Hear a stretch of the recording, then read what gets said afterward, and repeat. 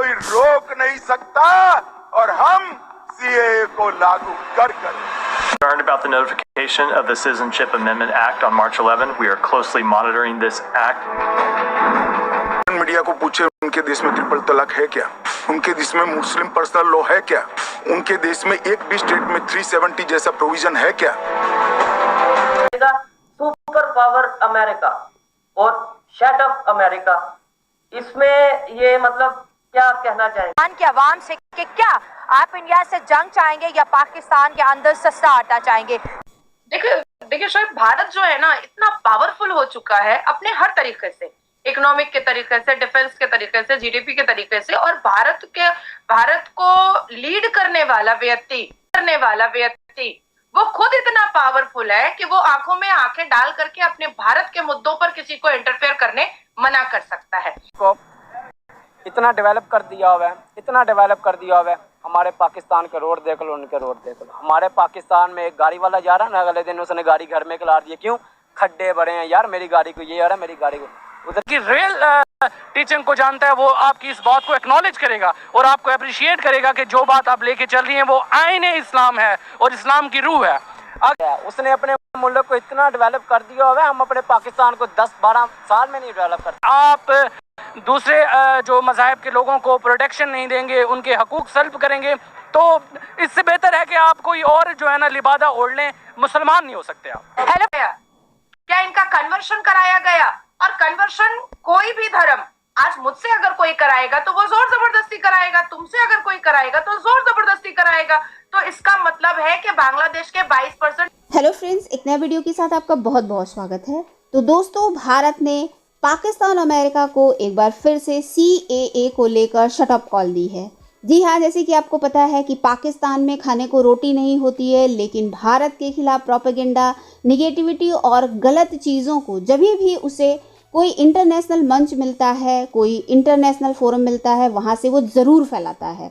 इस बार भी उसने यही किया है और एक बिल पास कराया है चाइना की मदद से यूएन असेंबली में, जिसका कि नाम इस्लामोफोबिया है। सीएए को लेकर ये बिल पास किया गया है। इसके सपोर्ट में 115 देशों ने जो है वोट किया है और 44 देशों ने इसे एब्सटेन किया है, मतलब उसने कोई भी मत नहीं दिया। इसी के साथ भारत ने क्लियरली जो है इसमें वोट करने से इनकार किया है और यूएन असेंबली में जो भारत का प्रतिनिधित्व करती हैं रुजिरा जी, उन्होंने सीधे शब्दों में कहा है कि हम इसे खारिज कर रहे हैं। और अगर आप इस्लामोफोबिया या इस्लाम को अगर आप प्रमोट कर रहे हैं तो और सारे रिलीजन का क्या होगा। और सारे रिलीजन के लिए उन्होंने वर्ड यूज़ किया रिलीजियोफोबिया। तो इस रिलीजियोफोबिया में उन्होंने क्रिश्चियनिटी, उन्होंने हिंदुइज़्म, सिखिज़्म, बौद्धिज़्म सबका जिक्र किया और इन धर्म को कौन बचाएगा या उसके बारे में कौन बातें करेगा। तो इसको लेकर उन्होंने कड़ा रुख अपनाया और जमकर लताड़ लगाई।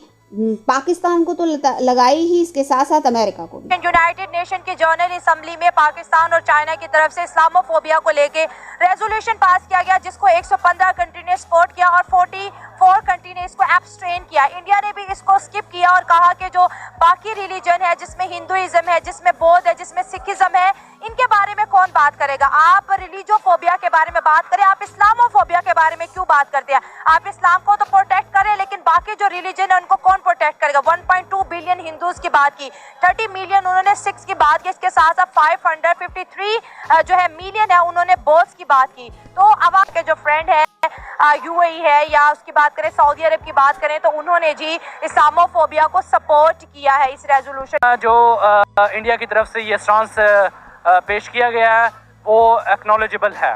देखिए यार, अगर आप इस्लामोफोबिया के खिलाफ जंग का ऐलान करते हैं और इस्लामोफोबिया के हवाले से स्टेप लेते हैं, तो आपको सिर्फ इस्लाम को नहीं देखना होगा। फिर आपको अगर आपको अपनी सिक्योरिटी या अपने मज़हब को लेके आप इतने ज़्यादा कॉन्शियस हैं और समझते हैं कि आप के मसलक से या आपके मज़हब से ताल्लुक़ रखने वाले जो लोग हैं उनके लिए मसाइल हैं, उनके लिए चैलेंजेस हैं इस माशरे में, इस दुनिया में, और आप जो है ना आप यूनाइटेड स्टेट में अपनी करारदादों को पेश करने पर मजबूर हैं, तो आपको बाकी दूसरे मज़ाहिब का भी सोचना पड़ेगा।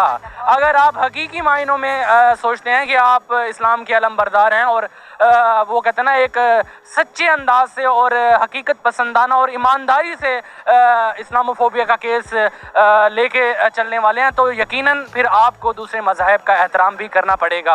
अगर सिर्फ आप वो कहते हैं ना किसी टसल में और ज़बानी जमा खर्च और अपने पॉइंट स्कोरिंग के हवाले से इस तरह के इकदाम करने हैं, तो ना इस्लामोफोबिया के हवाले से जो आप स्टेप्स लेंगे वो कारामद होंगे, ना ये चीज़ें थमेंगी। सुपर पावर अमेरिका और शट ऑफ अमेरिका, इसमें ये मतलब क्या कहना चाहेंगे? इंडिया के शोएब, भारत देखिए शोएब, भारत जो है ना इतना पावरफुल हो चुका है अपने हर तरीके से, इकोनॉमिक के तरीके से, डिफेंस के तरीके से, जीडीपी के तरीके से, और भारत को लीड करने वाला व्यक्ति वो खुद इतना पावरफुल है कि वो आंखों में आंखें डाल करके अपने भारत के मुद्दों पर किसी को इंटरफेयर करने मना कर सकता है। अब यूएस ने जब सीएए को लेकर के कोई टिप्पणी की है तो पहले उनको डेटाज उठा करके देखना चाहिए था। 1991 की बात मैं बता रही हूँ कि बांग्लादेश में 22% हिंदू थे। आज कितने परसेंट है? 3.9%। कहाँ गए ये हिंदू और सिख?